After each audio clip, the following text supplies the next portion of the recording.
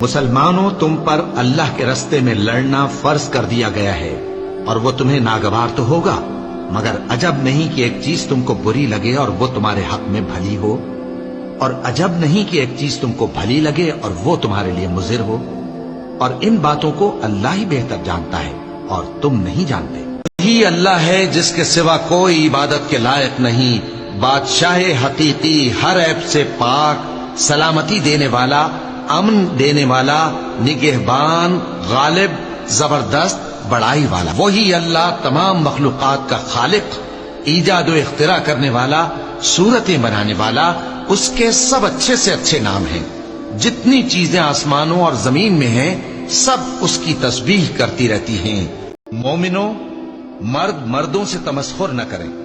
ممکن ہے کہ وہ لوگ جن کا مذاق اڑایا جا رہا ہے ان سے بہتر ہوں، اور نہ عورتیں عورتوں سے تمسخر کریں۔ ممکن ہے کہ وہ جن کا مذاق اڑا رہی ہیں ان سے اچھی ہوں، اور اپنوں کو آپس میں عیب نہ لگاؤ، اور نہ ایک دوسرے کا برا نام رکھو۔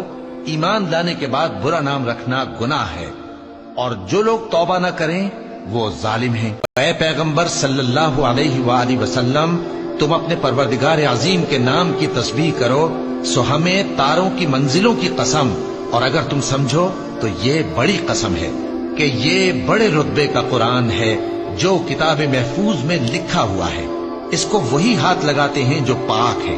یہ رب العالمین کی طرف سے اتارا گیا ہے۔